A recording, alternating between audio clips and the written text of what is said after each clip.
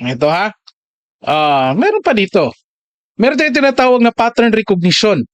The cognitive process of identifying recurring structure sequences or relationships in information, behavior, or the environment.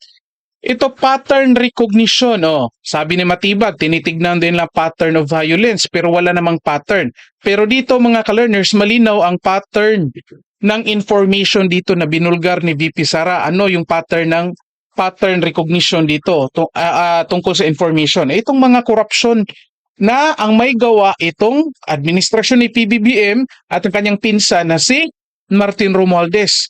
Nang una, walang anong tawag natin dyan? Walang liquidation. Walang liquidation yung confidential funds ng president.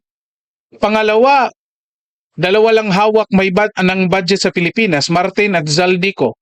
Sinong pipirma? PBBM. Di ba? And then eventually, sabi ng mga 18 Marines, nag-deliver sila ng pera sa bahay ni PBBM at ang tumanggap ay yung anak, si Sandro Marcos, mga ka-learners. Again, pattern recognition ito. May pattern. No?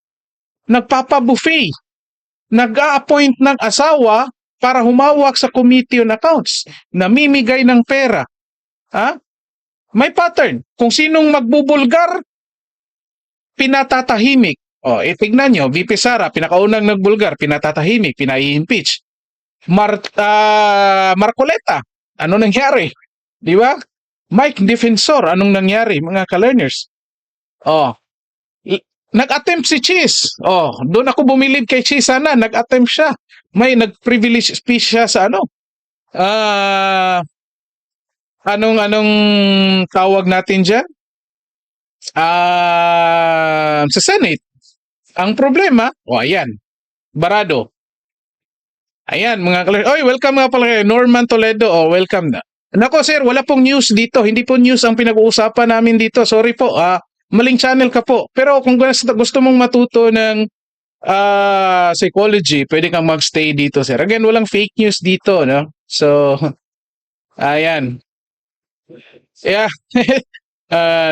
Naligaw si sir. Pero again, kung gusto ko, para sa mga bobo itong channel na ito, kaya nandito kami kasi gusto naming matuto, sir. No? Kung gusto mo rin matuto, stay ka dito. Kung sa feeling mo matalino ka na, pwedeng maghanap ka ng ibang channel. No?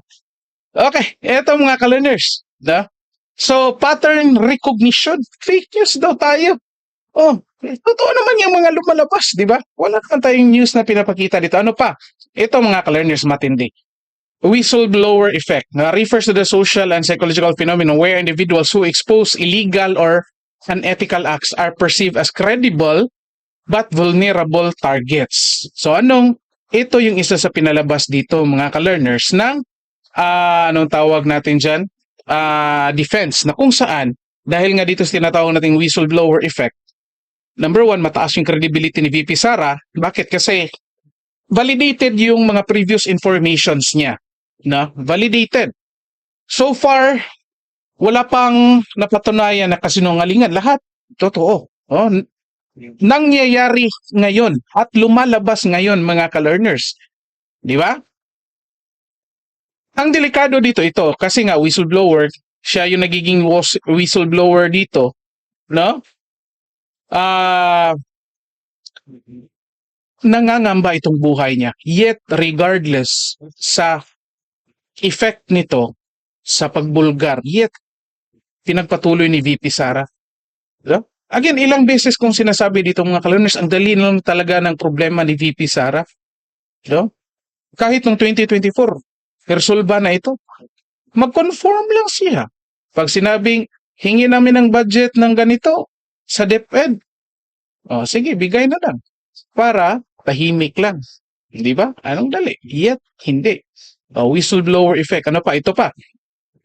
Costly signaling describes how individuals demonstrate sincerity, commitment, or credibility by engaging in behaviors that are risky, difficult, or expensive to fake. Ayan.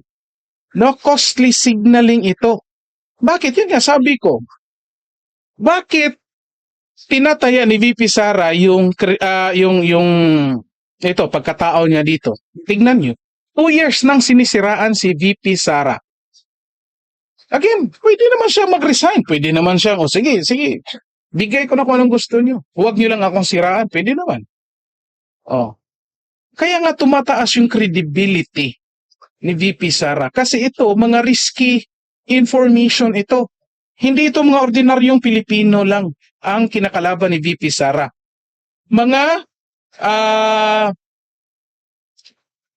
Mga politiko, mga may pera ito, Martin Romualdez, Zaldico. Oh. Ayan, magandang gabi dito kay Angela Radomes. Welcome dito sa aming channel, ma'am. No? Oh. Ayan. Tignan nyo. Oh. Di ba? Sunod-sunod na nagsilabasan yung iba. At tignan nyo ngayon. Paunti-unti na lang ang kumakalaban ngayon. Bakit? Kasi pinatahimik na yung iba. Most likely, kasunod niyan, si Senador Alan Peter Cayetano na. Kasi palagi niyang china-challenge yung Malacanang. At papunta na nga ron, mga ka-learners. Tingnan ninyo. Wala na si Marcoleta. Wala na si Mike Defensor. I think si Baligod, tumahimik na kasi may arrest warrant na. Hindi ko lang alam. I think nakapagpiyansa na. Oh.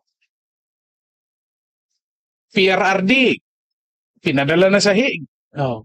Maingay kasi si PRRD, mga ka-learners. So, again, ito costly signaling, mga ka-learners. Dito natin makikita na talaga, hindi ito binabalita kasi dahil sa mga tanong dyan, pinapakita na, ganito katapang si VP Sara. And, lahat ng binulgar niya, validated. Ang problema, yung NBI, kaya nga tinanong, nag-imbestiga ba kayo dito? Wala. Nag-imbestiga ba kayo tungkol sa buffet? O palaging pa-buffet ng House of Representatives? Wala. Nag-imbestiga ba kayo sa unliquidated confidential funds ng presidente? Wala. Nag-imbestiga ba kayo kay Martin Romualdez na nag-iikot, namimigay ng pera? Wala. Nag-imbestiga ba kayo? Sa mga komunidad na kumakain lang ng asin? Wala. Anong ibig sabihin nito? Ibig sabihin, palpak itong NBI, mga ka-learners. Kung hindi man ito palpak, ginagamit lamang ito sa politika. Bakit? Ito paliwanag natin. Ayan, NBI, magaling lang nga ba sa politika? So mamaya, ibalik ko sa inyo yung tanong, kung kayo yung presidente, mga ka-learners, sisibakin nyo ba itong si Melvin Matibag bilang NBI Director? Kasi nasisira yung NBI. Yung ahensya ng gobyerno dahil dito. Bakit? Anong pinapakita? Ito, defensive institutional posture. Ano ito? A behavioral stance where an institution responds to criticism, allegations, or accountability pressures by protecting itself rather than engaging constructively. Engaging constructively. Ibig sabihin, instead na, yan, mga binulgar ni VP Sara, pagkuuna ng pansin, yet nagpapagamit ito dito. Sa kung ano ang gusto ng mga congressman. Well, probably. Expected na yan kasi nandyan yung asawa niya. Mga ka-learners, di ba? Hindi lang natin alam magkano yung MOOE ng kanyang asawa. Hindi lang rin natin alam magkano yung or anong mga proyekto meron ng kanyang asawa na in-insert, mga ka-learners. No? Ayan.